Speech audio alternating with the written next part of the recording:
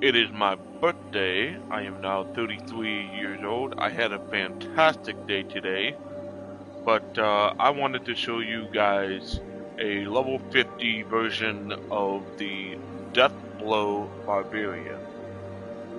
I got rid of my Necromancer because he wasn't doing too well, and I was dying a lot. But I did make a Druid because I was going to do the Stormclaw build for the Druid. So that will be my next video once I get him up to level 50. And like I said before, once I get all my characters to level 100, I will do updated versions of each of those builds. But it's going to take a while because it takes a while to level up another 50 levels. So that's always good. The Midwinter Blight is live. You can do that, but it's only a seasonal thing, so not really worth it. I don't know why, but a lot of people out there are saying that Bard's gonna be a new class, but they gotta understand that Gideon is an NPC, which stands for non-playable character.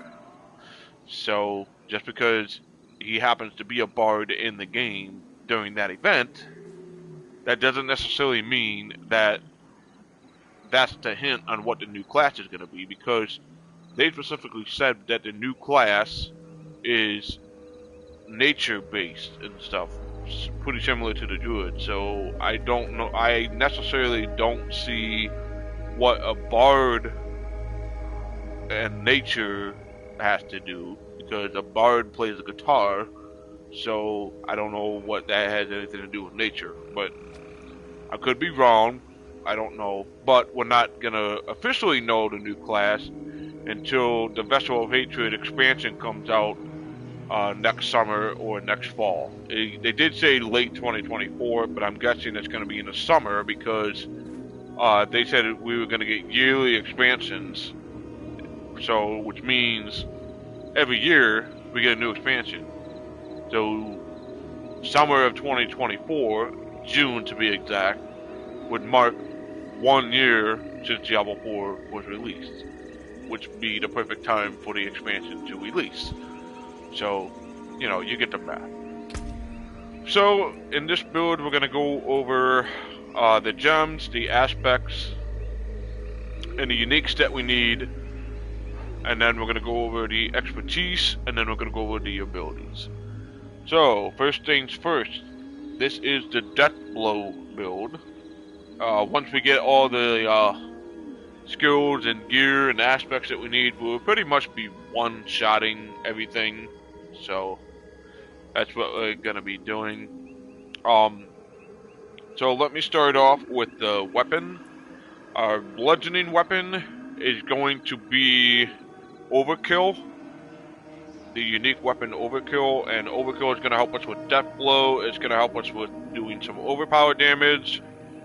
Deathblow you can get from defeating Zir in World Tier 4, which means you won't be able to get that weapon until you get to World Tier 4. So you'll just have to do with the legendary aspects that you need for the build until you get Overkill. Because once you get Overkill, then the build will be complete, because Overkill is pretty much the main thing that you absolutely need for this build to make it really, really work.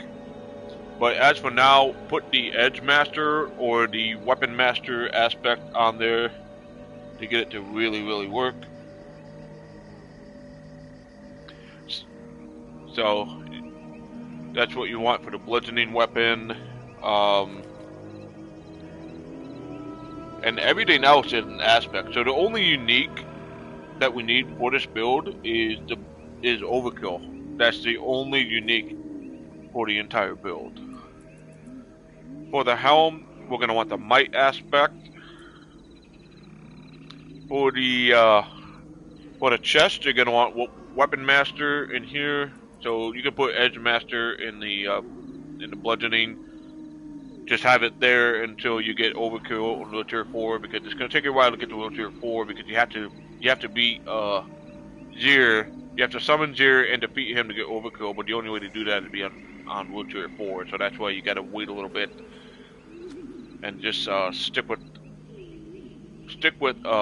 legendary bludgeonings or sacred bludgeonings or ancestral bludgeonings, whatever you get, until you get that unique item. So, but if you get a better version, like if you get like a regular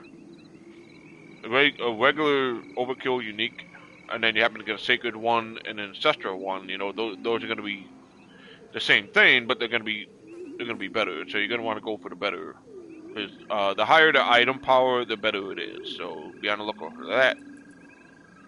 For the gloves, we're going to want the Earth Striker's aspect on there, even though I have it on the blade right now. So you're gonna want Earth Striker on the gloves. So that's really nice. I'm probably gonna have to swap these out. Put Earth Striker on the gloves, even though I have it on my weapon. But we're gonna put it on gloves. For the pants, we're gonna want Iron Warrior. We're gonna want to put that on there. The boots, you're gonna want the Ghost Walker aspect to make us unstoppable. The amulet, you're gonna want Disobedience to get some armor. The first ring, you're gonna want Unrelenting Fury. I haven't gotten that yet. The second ring, you're gonna want Berserk Fury. I don't have that either. You are gonna want the accelerating aspect, but you want to put that on one of the dual wield weapons. So on this, I'll probably put accelerating and then put Earth Striker on the gloves. So I'll have to switch those out. For the slashing weapon, you're gonna want Encroaching Wrath aspect, and then for the second dual wield, you're gonna want Edge Master.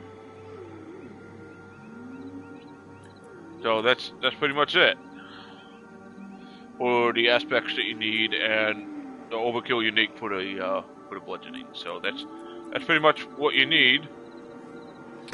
The expertise, of course, we're gonna go with one-handed expertise to get that critical strike chance against injured enemies, and double the amount when using 2 axes. So very, very important that we use a two-handed expertise to get some critical strikes. And a little bit of attack speed for 2 seconds, so that's pretty useful. I already got this ranked up all the way, so don't need to go any further than that. Now for the skill tree. Okay, let's keep this plain and simple because we have a lot of points to spend. So to start off, we're going to put 1 point in Bludgeoning Strike, and we're just going to go with Enhanced Bludgeoning Strike. That's pretty much it, because we only need to spend 2 points here to go down to our core skills. And of course, we're going to put we're going to max out Upheaval, because that's going to be a cleanup skill. So like clean up all the little guys and everything in one hit. That's what Upheaval will do. So we're going to max that out, and then we're going to go over to Violent Upheaval to get some berserking. Then we're going to come down to our defensive skills, and we're going to put 1 point in Ground Stomp, and we're going to go to Strategic Ground Stomp to reduce the cooldown of your ultimate skill.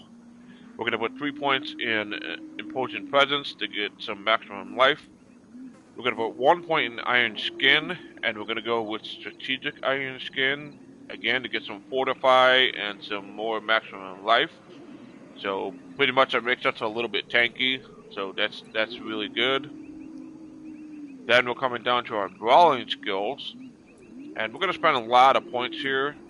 But first we're going to put 3 points in Swiftness to increase our movement speed. Then we're going to go with Aggressive Resistance. We're going to max that out to get some damage reduction while berserking. And we're going to max out Prolific Fury to increase our Fury generation while we are berserking, because we are going to be berserking a lot in this build. So any passive skills or any normal skills that have They give you like a little bit of a buff or more damage or whatever it is during berserking. You're going to want to put points in those, so pay attention to that. And then weapon mastery. We're going to do a lot here. We're going to max out Pit Fighter to get some increased damage. We're going to put 1 point in Thick Skin to get some more maximum life and Fortify, so again, making us a little bit tanky. We're going to max out Counter Offensive to get some more Fortify and maximum life, so we're going to be a really tanky build, which is pretty good. Not going to die a whole lot. And the bread and butter of this build is Deathblow. Now, I really like Deathblow. This is a really good skill because if you use Deathblow and you kill the enemies in a single hit, it resets the skill. You can use it again. So Deathblow is really good. And you can see the modifier I deal 150% increased damage to bosses. So, and once we get to overkill, we're going to be doing even more damage. So that's why this build is really good for the Barbarian, because you're going to be one-shotting bosses, you're going to be one-shotting elites, you're going to be one-shotting world bosses, you're going to be uber bosses. You know, you're going to be doing really good. And I'm already doing almost 3,200 damage to enemies in front of me. So that's really good. So max out Deathblow, and then go to Warrior Deathblow to gain berserking for 3 seconds if we kill an enemy. So every time we one-shot an enemy using Deathblow, we get berserking. So our berserking is going to be constantly up and running and going. So that's really good. Alright. Next, we're going to come down to our ultimate skills. We're going to go with Wrath of the Berserker to get Unstoppable and Berserking for 5 seconds. For the next 10 seconds, dealing direct damage with basic skills grant Berserking for 5 seconds. So like I said earlier, our Berserking is going to be up. Up. So you're going to want Wrath of the Berserker and Supreme to get Berserking damage bonus 100%. So that's really good.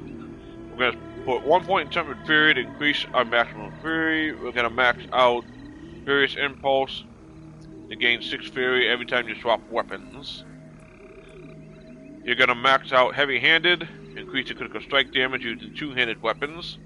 We're going to max out Brute Force to deal 45% more overpowered damage than using a 2-handed weapon. So very important. That's a big damage buff right there.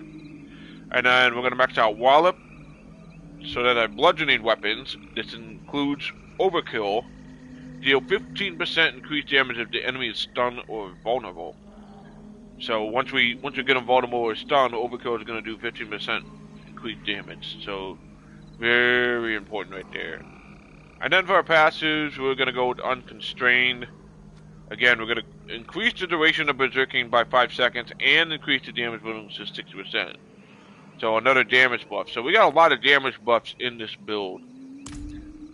And that will do for the Deathblow Barbarian. The next build is going to be the Stormclaw Druid. And that's probably going to take me a while because I have to get past. I have to get to level 50 well, 49 actually, because 49 is all the skills. So I'll get him to level 49, and the Stormclaw build will be the next build. This is Big G. I will see you later. Leave a like, a comment, and subscribe. Wish me a happy birthday. I would love the support. Follow if you need to, and make sure to click that bell to make sure that whenever I upload a new video, you will be the first one to see it. And I will see you in the next video. Merry Christmas. I love you all. So